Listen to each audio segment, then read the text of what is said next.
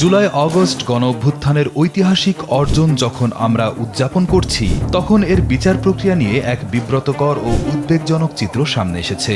পিবিআইয়ের সাম্প্রতিক তদন্ত বলছে, আন্দোলনের নামে দায়ের হওয়া মামলাগুলোর একটি বড় অংশই এখন ব্যক্তিগত প্রতিশোধ, জমিজমা বিরোধ কিংবা স্রেফ অর্থ হাতিয়ে নেওয়ার হাতিয়ারে পরিণত হয়েছে। পুলিশ ব্যুরো অফ ইনভেস্টিগেশন পিবিআইয়ের চলমান তদন্তে উঠে এসেছে চাঞ্চল্যকর সব তথ্য।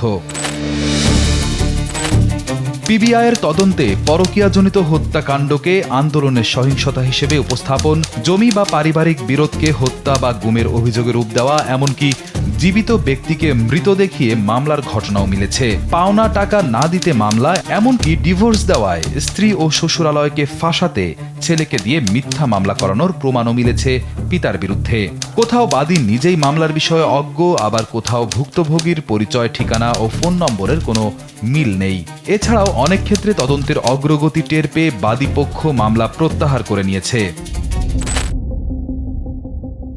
সংস্থাটির তদন্ত সংশ্লিষ্ট তথ্য বলছে, এ পর্যন্ত যাচাই করা মামলাগুলোর একটি বড় অংশেরই অভিযোগের পক্ষে নির্ভরযোগ্য প্রমাণ মেলেনি, বরং বিপুল সংখ্যক আসামিকে অব্যাহতির সুপারিশ করতে হয়েছে। ফলে প্রশ্ন উঠেছে, গণঅভ্যুত্থানের মতো একটি গুরুত্বপূর্ণ ঐতিহাসিক ঘটনা ঘিরে দায়ের হওয়া এসব মামলা কতটা প্রকৃত আর কতটা উদ্দেশ্য প্রণোদিত।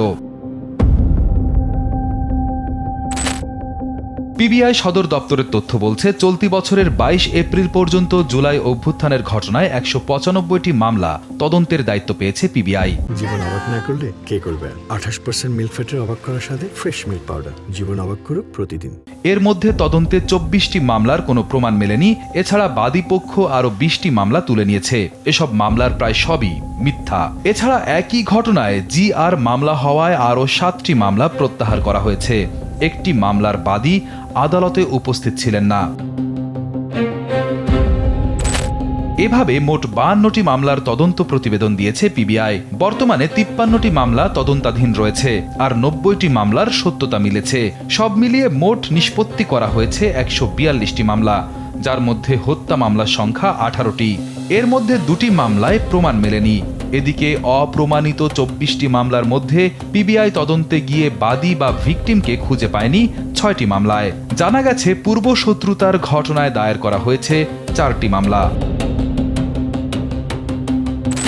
তথ্য বলছে, ২০২৪-এর জুলাই আগস্ট গণ অভ্যুত্থানে আহত হওয়ার প্রায় ২ মাস চিকিৎসাধীন থাকা অবস্থায় ছেলে আবু সাইদ খোকন মারা গেছেন, এমন দাবি করে আদালতে একটি মামলা করেন রফিকুল ইসলাম নামে এক পিতা। তদন্তে নেমে পিবিআই চাঞ্চল্যকর তথ্য পায়। তবে বাদী যখন বুঝতে পারেন আইনশৃঙ্খলা বাহিনী সত্য উদ্ঘাটনের খুব কাছাকাছি, তখন মামলাটি বাদী আদালত থেকে প্রত্যাহার করে নেন।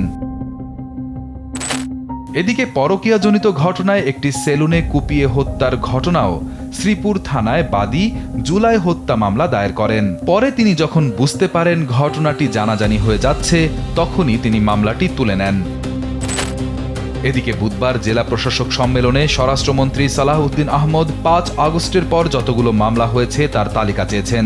এসব মামলা যাচাই বাছাই করে দেখা হবে, যাতে প্রকৃত আসামিকে চিহ্নিত করা যায় এবং যাতে স্বল্প সময়ের ভেতরে সেটি নিষ্পত্তি করা যায়।